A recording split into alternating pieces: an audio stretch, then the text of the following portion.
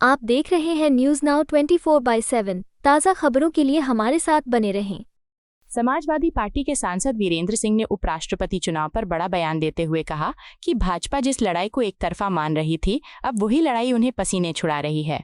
उन्होंने कहा कि भाजपा नेताओं को ये साफ तौर पर महसूस हो रहा है कि मामला उतना आसान नहीं है जितना उन्होंने शुरुआत में सोचा था। यही कारण है कि भाजपा अपने सांसदों को लगातार 6-6 घंटे फोन कर व्यक्तिगत बातचीत कर रही है और उन्हें साधने की कोशिश कर रही है। वीरेंद्र सिंह ने कहा कि भाजपा द्वारा उतारा गया उम्मीदवार पूरी तरह से आरएसएस की पृष्ठभूमि से आता है।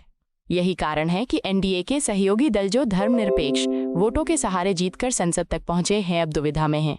उन्हें समझ नहीं आ रहा कि वे अपने मतदाताओं को किस तरह से समझाएंगे कि आरएसएस की विचारधारा वाले उम्मीदवार को समर्थन देना सही है।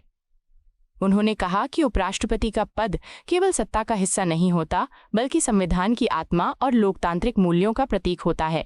यही वजह है कि ये चुनाव अब एक साधारण प्रक्रिया नहीं, बल्कि लोकतंत्र और विचारधारा की जंग बन गया है, जिसमें भाजपा को कड़ा सामना करना पड़ेगा। देखिए, सवाल ये उठता है कि जिस लड़ाई को एक तरफा मान रही थी भारतीय जनता पार्टी, आज उनके माथे पे पसीना आ रहा है। कहीं न कहीं उनको भी डर लग रहा है, इसलिए कवायद 6-6 घंटे तक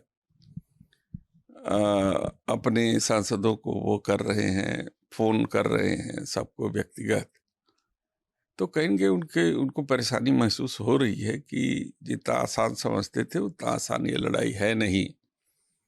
और दूसरी तरफ उन्होंने जो इस कैंडिडेट को मैदान में उतारा है वो आरएसएस बैकग्राउंड का है, लेकिन बहुत से एनडीए गठबंधन के साथी हैं जो सेकुलर वोट से जीत करके आए हैं। अब उनके सामने एक दुविधा है कि अपने मतदाताओं को हम क्या जवाब दें। तो ऐसी परिस्थिति में ये वोट गोपनीय वोट है और बहुत से एनडीए के साथी जो भले ही सरकार को सपोर्ट कर रहे हैं, वो राष्ट्रपति के चुनाव में वो इंडिया गठबंधन के प्रत्याशी को करेंगे, क्योंकि वो लोग भी समझते हैं कहीं न कहीं से कि देश में सबसे ज़्यादा ज़रूरत आज है तो इस देश को कानून के मुताबिक सदन और सरकार चलाने वाले की। हमारा प्रत्याशी जो है वो कानून का जानकार है। हमारा प्रत्याशी किसी दल से जुड़ा हुआ नहीं है। हमारा प्रत्याशी एक न्यायाधीश रहा है जो न्याय करता रहा है जीवन भर, और सबको ये आशा है कि जब वो उपराष्ट्रपति की कुर्सी पर बैठेगा तो सदन में भी और तथा देश में जो अराजक की स्थिति बनी हुई है उसे निजात देने के लिए न्यायपूर्ण फैसला करेगा।